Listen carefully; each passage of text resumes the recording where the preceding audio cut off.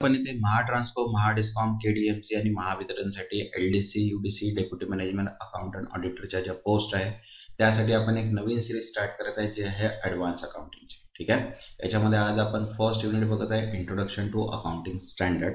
ठीक आहे. याच्यामध्ये टोटल आपल्याला 19 युनिट्स कव्हर करायचे आहे ॲडव्हान्स अकाउंटिंगचे. ठीक आहे. तर ही सिरीज आजपासून स्टार्ट करत आहे, तर त्याच्यामुळे ही जी प्लेलिस्ट आहे हे तुम्ही आपल्याजवळ सेव्ह करून घ्या, जेणेकरून याच्यामध्ये जेवढे पण काही व्हिडिओज येतील ते सर्व तुम्हाला डायरेक्टली मिळून जाणार. तसंच ज्यांनी आतापर्यंत चॅनलला सबस्क्राईब नाही केलेलं आहे ते चॅनलला सबस्क्राईब करून घ्या, कारण की जसं आपण ॲडव्हान्स अकाउंटिंग स्टार्ट करत आहे तसाच ॲडव्हान्स फायनान्शियल मॅनेजमेंटसुद्धा इथे स्टार्ट करणार आहे अल्टरनेट डेजमध्ये. ठीक आहे. तर ज्यांनी आतापर्यंत चॅनलला सबस्क्राईब नाही केलं ते चॅनलला सबस्क्राईब करून घ्या आणि व्हिडिओला एक लाईक. तुमचे जर लाईक्स वाढतील तेव्हाच आपण इथे फायनान्स मीन्स ॲडव्हान्स फायनान्शियल मॅनेजमेंटची सिरीजसुद्धा आपण स्टार्ट करूया. ठीक आहे. तर चला स्टार्ट करूया आपण. फर्स्ट क्वेश्चन आहे आपला बघा, युनिट 1 इंट्रोडक्शन टू स्टँडर्ड अकाउंटिंगचा.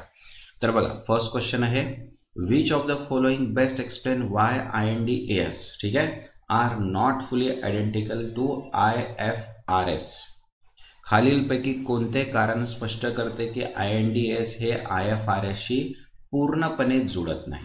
तर बघा ऑप्शन आहे, due to lack of ICAI authorities, second because of SEBI regulation, third due to inclusion of crave out to suit Indian conditions, and fourth to maintain compatibility with US GAAP. The correct answer आहे इथे third, due to inclusion of curve out to suit Indian condition. भारतीय परिस्थितीनुसार crave out समाविष्ट केल्यामुळे. ठीक आहे. Next second, which of the following best capture the idea of crave in the context of IND-AS. IND-AS संदर्भात क्रेव in ही संकल्पना कोणती उत्तम प्रकारे सांगते. तर बघा ऑप्शन आहे, first, excluding IFRS clause irrelevant to India, second, adding India specific provision not present in IFRS, third, removing overlapping international clauses, and fourth, fully ignoring IFRS section. तर करेक्ट आन्सर आहे इथे second, adding India specific provision not present in IFRS. ठीक आहे. IFRS मध्ये नसलेली भारत सापेक्ष तरतुदी समाविष्ट करणे.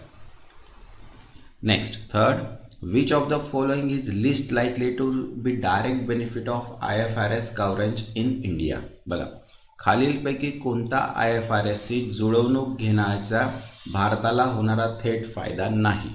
तर बघा ऑप्शन आहे, first, improve global comparative, second, enhance foreign investment confidence, third, increase domestic tax collection, and for better quality financial reporting. तर करेक्ट आन्सर आहे इथे third, increase domestic tax collection. देशांतर्गत कर संकलन वाढते. ठीक आहे. Next fourth, the MCA 2015 notification regarding IND-AS mark which of the following की चेंजेस. MCAच्या 2015च्या अधिसूचनेनुसार IND-AS संदर्भात कोणता महत्त्वाचा बदल झाला. तर बघा ऑप्शन आहे, first, IND-AS become effective from 2014 from all companies, second, IND-AS was fully adopted, third, IND-AS were implemented a voluntary basis first then mandatory, and fourth, AS were repealed. तो correct answer आहे third, IND-AS were implemented on voluntary basis. ठीक आहे. First then mandatory, प्रथम ऐच्छिक नंतर बंधनकारक असं.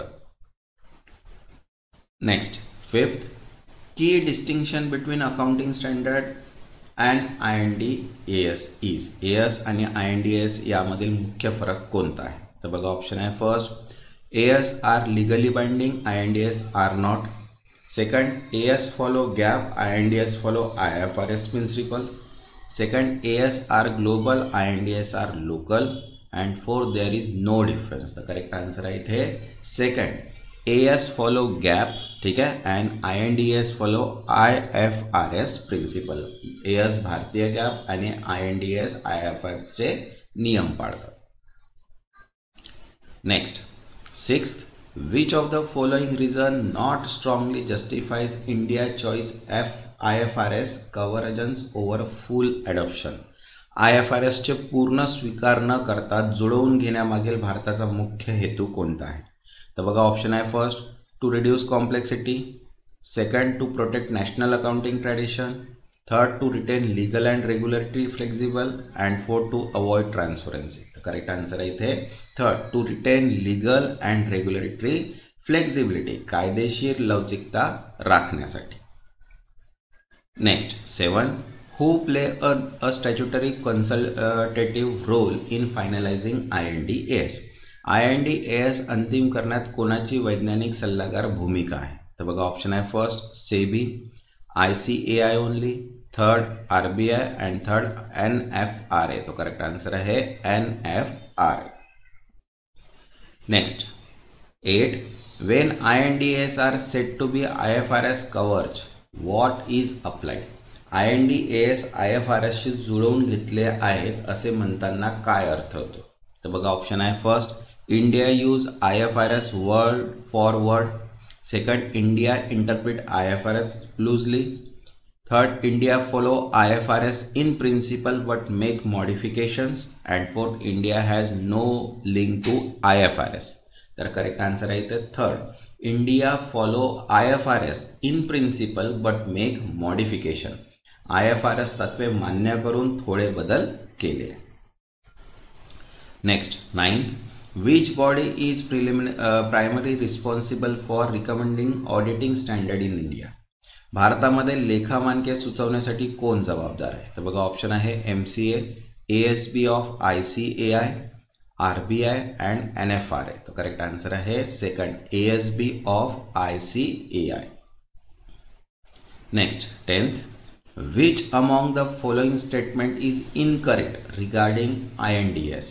खालीलपैकी IND-AS संदर्भात कोणते विधान चुकीचे आहे?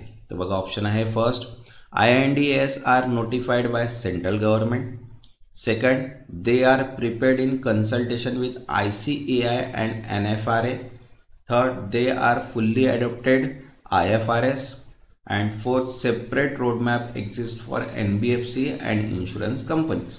तर करेक्ट आन्सर आहे third, they are fully adopted IFRS is a incorrect regarding IND-AS. IFRS पूर्णपणे स्वीकारलेले नाही आहे. ओके.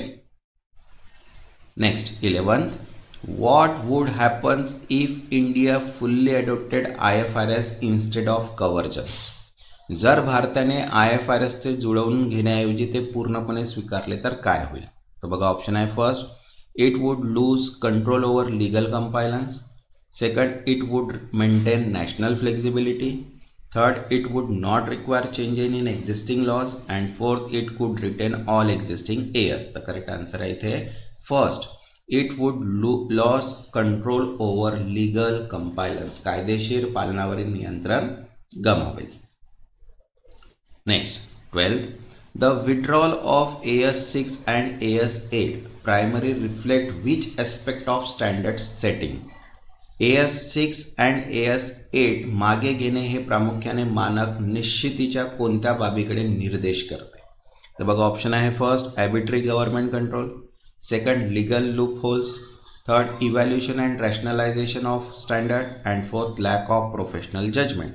तर करेक्ट आन्सर आहे इथे third, evaluation and rationalisation of standard, मानकांचा विकास व सुसंगती. Next 13, the concept of IFRS convergence does not include. IFRS जुळवून घेण्याच्या संकल्पनेमध्ये खालीलपैकी काय समाविष्ट नाही?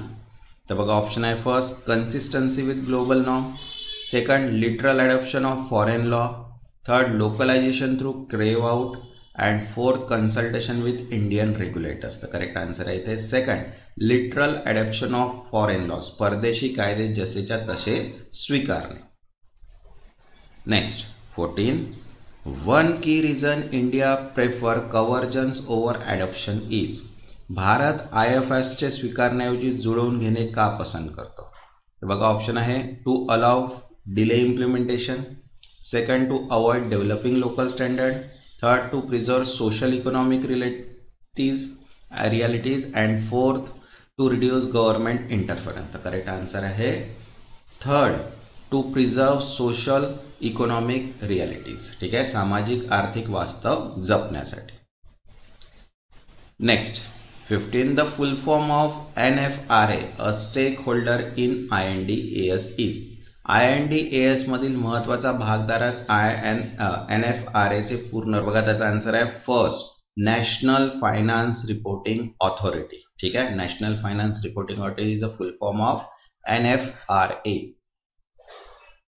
तसंच बघा महाट्रान्सकोची अकाउंट्स LDC ची PDF अवेलेबल आहे ज्याच्यामध्ये संपूर्ण सब्जेक्ट्स कव्हर आहेत. इंग्लिश आणि मराठी कंबाईन लँग्वेजमध्ये आहे. ज्यांना पण ही PDF हवी असेल व्हॉट्सअप नंबर दिलेला आहे, व्हॉट्सअपला मेसेज करून PDF तुम्ही परचेस करू शकता. Next 16 which standard directly replace AS8. कोणत्या मानकाने थेट AS8 ची जागा घेतली? तर बघा ऑप्शन आहे first AS9, AS10, AS26 and IND-AS38. तर करेक्ट आन्सर आहे AS26. Next 17 which of the following most closely resemble the purpose of International Financial Reporting Standard.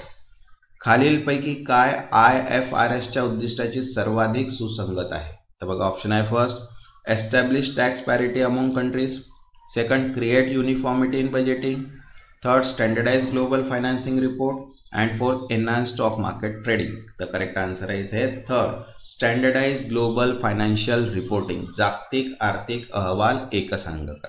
ठीक आहे. Next 18 the phrase status of accounting standard in India refers to. भारतामधील लेखा मानकाचा दर्जा याचा अर्थ काय? तर बघा ऑप्शन आहे first their legal enforceability and authority, second whether they were written in Hindi, third their publication status in ICAI journal, and fourth how often they are revised. The correct answer आहे इथे first their legal enforceability and authority, त्यांची कायदेशीर अंमलबजावणी आणि अधिकार. Next 19 IND-AS are notified by which ministry. IND-AS कोणत्या मंत्रालयाद्वारे अधिसूचित केली जातात? तर बघा ऑप्शन आहे first ministry of finance, second ministry of statistic, third ministry of corporate affairs and ministry of law and justice. तर करेक्ट आन्सर आहे third MCA ministry of corporate affairs. ठीक आहे, कॉर्पोरेट व्यवहार मंत्रालय.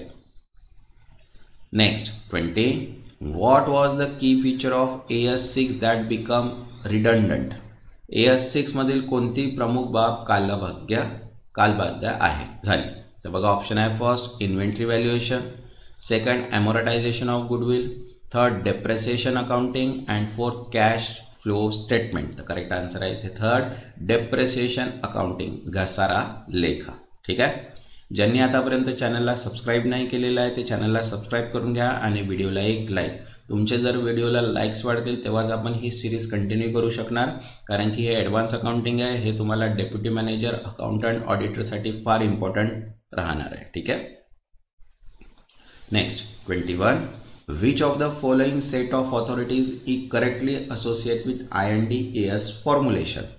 खालीलपैकी कोणती प्राधिकरणाची जोड IND-AS च्या निर्मितीशी योग्यरित्या संबंधित आहे? तर बघा ऑप्शन आहे first RBI SEBI NFRA, second MCA ICAI NFRA, third SEBI CBDT NITI Aayog and fourth ICAI CBDT CAT. तर करेक्ट आन्सर आहे second MCA ICAI and NFRA.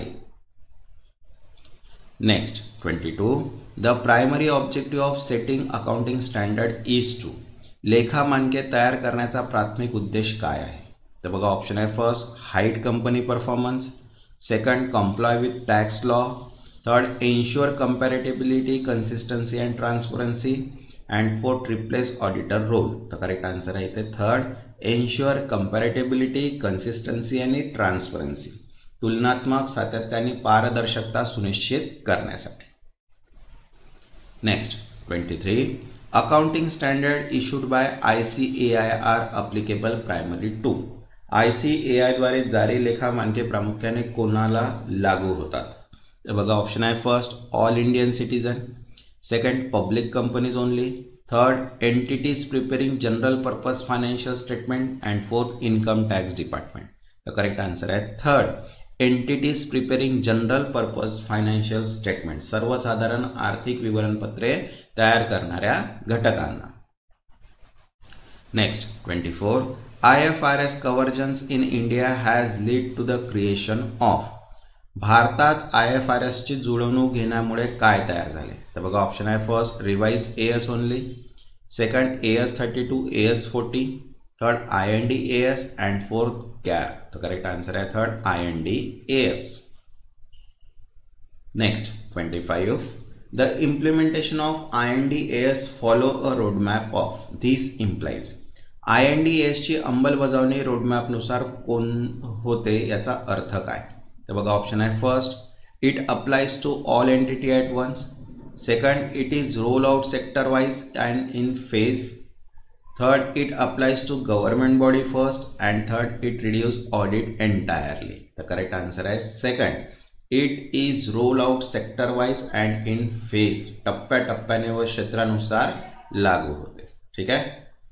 तसंच बघा महाट्रान्सकोसाठी पूर्ण PDF अवेलेबल आहे, अकाउंट्सच्या PDF अवेलेबल आहे, मॉक टेस्ट PDF अवेलेबल आहे, tally PDF available आहे, revision PDF available आहे आणि प्रॉब्लेम आणि फॉर्म्युला बेस्ड PDF सुद्धा अवेलेबल आहे. एक न्यू PDF लवकरात लवकर लॉन्च करणार आहे जे डेप्युटी मॅनेजरसाठी राहणार आहे इंग्लिशमध्ये फक्त. ठीक आहे. त्याच्यामध्ये पूर्ण जे आहे बेसिक आणि ॲडव्हान्स पूर्ण टॉपिक्स कव्हर असणार आहे. तर ती लवकरात लवकर PDF मी लॉन्च करणार आहे. तर ज्यांना पण ती PDF हवी असेल कमेंट सेक्शन्स करू शकता किंवा व्हॉट्सअप नंबर दिलेला आहे व्हॉट्सअपला मेसेज करून पण तुम्ही नोटिफिकेशन घेऊ शकता. ज्यांनी आतापर्यंत चॅनलला सबस्क्राईब नाही केलं ते चॅनलला सबस्क्राईब करून घ्या आणि व्हिडिओला एक लाईक. तेव्हापर्यंत धन्यवाद.